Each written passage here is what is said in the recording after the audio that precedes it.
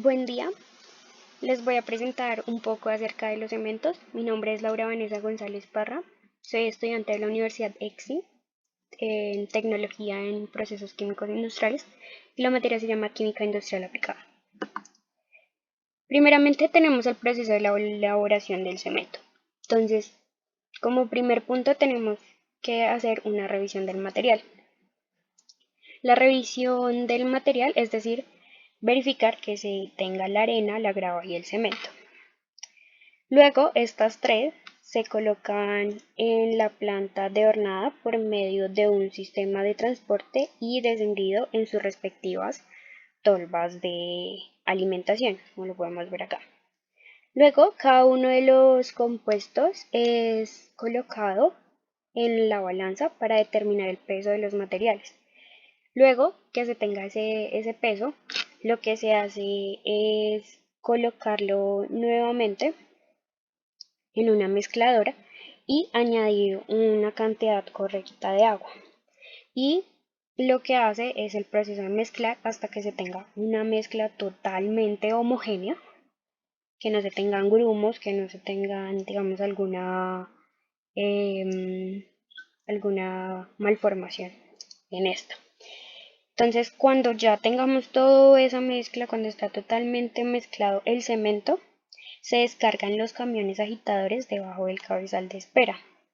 El camión tiene un agitador en su interior, lo que contrasta a un almacenamiento giratorio, el cual permite al cemento mantener su fluidez más o menos por un tiempo especificado de 60 minutos, o sea, una hora, para que el cemento no se endurezca de a trozos muy pequeños. Entonces, ahora tenemos el proceso Portland. ¿Qué es el proceso Portland? Es una de las recetas industriales con trabajos mecánicos de extracción de muestras del terreno, bien con equipos especiales de perforación. Estas son llamadas cáteros, las cuales permiten determinar la potencia del yacimiento o del terreno en el que estamos utilizando. Y cuál es la ley del material, o sea, cuál es su contenido de carbonato de calcio dentro de ese yacimiento, con lo cual se da comienzo a las explotaciones de canteras. Por lo general es a cielo abierto y lo inventó fue un pionero fabricante de cemento británico que obtuvo la patente de cemento Portland el 21 de octubre de 1824. El que lo inició se llama Joseph Astin, el cual era el mayor de los 6 hijos de Thomas Astin, un albañil que vivía en Hoxley, distrito de Les Yorkshire. Tenemos el concreto y el cemento. Entonces, primero tenemos que el concreto es un material durable y resistente, pero dado que se trabaja en su forma líquida, se puede adquirir de cualquier forma. Esta combinación es la razón principal por la que el material es un material de construcción tan popular para exteriores.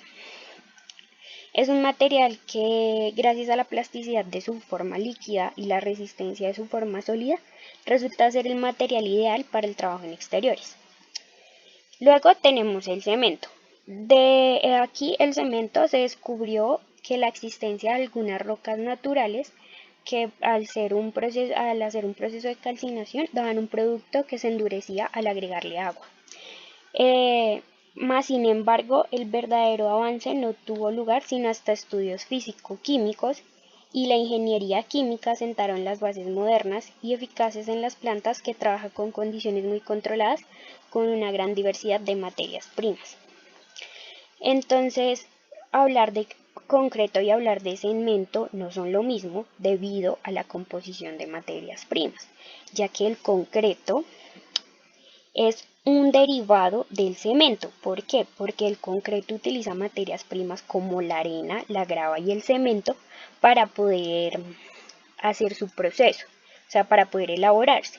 Y el cemento, la materia prima, son rocas naturales que encontramos en nuestra tierra o en nuestros lugares más frecuentados. Ahora entonces tenemos el cemento Portland. Existen diferentes tipos de cemento Portland. Entonces tenemos el cemento Portland tipo 1, el cual son productos que se utilizan en la construcción general y en la fabricación de cerámica, cemento y sus derivados. Luego tenemos el cemento Portland tipo 2, en el cual fragúan, o sea, se lleva a un calor moderado y son resistentes al sulfato. Y se requiere calor moderado para la hidratación. El cemento Portland tipo 3 es de una resistencia rápida. Se elaboran de materias primas con una relación cal a sílice mayor a la del cemento tipo 1 y son finamente molidas. El cemento Portland tipo 4 contiene calor a un porcentaje menor de C3S y de aluminato tricálcico, lo cual disminuye la evolución del calor.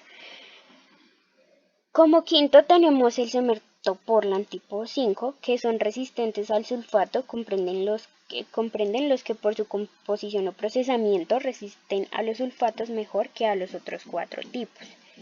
O sea que el cemento Portland tipo 5 es el que mejor es mejor debido a la resistencia a los sulfatos de la tierra. Y último, tenemos el arrastre de aire, el cual usa agentes arrastradores en cantidades mínimas como resinosos, sebos o grasas para poder resistir. Tenemos ahora un proceso de producción del cemento Portland que estábamos hablando anteriormente. Entonces, el cemento se produce a partir de una alúmina, sílice, carbonato de calcio y óxido de hierro. Los depósitos calcáreos naturales son la fuente de carbono cálcico. La sílice, la alúmina y el óxido de hierro se encuentran en distintas maneras, como en la arena, las arcillas o el mineral de hierro. También se pueden utilizar cenizas de centrales térmicas, escorias de altos hornos y otros residuos de procesos industriales como sustitutos parciales de materias primas. Entonces aquí tenemos la arcilla y la piedra caliza. Estas son pasadas a un triturador, el cual lo que hace es mezclarlas y se pasan por dos procesos diferentes, como el proceso seco y el proceso húmedo. Entonces en el proceso seco se hace un premezclado, luego se pulveriza en seco, luego se vuelve a mezclar, se pasa por una granulación y por un secado para llevarlo al horno rotatorio. Y por otro lado tenemos el proceso húmedo, el cual se almacena con agua para que se humecte, luego se lleva a un proceso de pulveración, luego se dosifica y se almacena en un tanque de almacenamiento. Esto que queda en el proceso húmedo es una mezcla pastosa, lo que quiere decir que es una mezcla como con gránulos que luego se llevarán al horno rotatorio. Para el final de cada proceso, sea seco o sea húmedo, se lleva un horno rotatorio entre los 1400 y los 1450 grados Celsius. Luego de esto, de que esté caliente, se traspasa el clinker, se pulveriza y se lleva o a cemento Portland o a yeso, dependiendo el uso que le queramos dar. Aquí tenemos el horno rotatorio que anteriormente lo utilizamos. Entonces el horno rotatorio tiene importantes propiedades y unas características muy buenas. Entonces, el horno rotatorio llega a temperaturas de entre 100 hasta más de 1280 grados Celsius. O sea que claramente se da más de 500 más de 500 grados centígrados, más de 900, entre 900 y 1200, entre 2250 y 1280. ¿Sí? Entonces aquí se dan reacciones tales como la evaporación del agua, la evolución del agua combinada de la arcilla, la cristalización de los productos amorfos, la evolución del dióxido de carbono a carbonato de calcio, la reacción entre la cal y la arcilla, el comienzo de la formación de un líquido y más formación de líquido y terminación de la formación de compuestos de cemento. Cada una de estas reacciones depende a la temperatura en la que se tenga el horno. Entonces, en reacciones endotérmicas encontramos la evaporación del agua libre, esto se hace a una temperatura de 100 grados centígrados, la evolución del agua combinada, que se hace a 500 grados centígrados o más, la cristalización, se hace la evolución del dióxido de carbono, esto se hace entre los 900 grados centígrados o más. Y por último tenemos la formación del líquido, esto se hace entre los 1250 y los 1280 grados centígrados. Ahora tenemos el clinker. Yo entiendo por clinker, es un producto, digamos, que se tiene luego de que se procesa el cemento en el horno, ¿sí? Por lo que, y esto es un componente importante en la mezcla del hormigón para poder producir el cemento.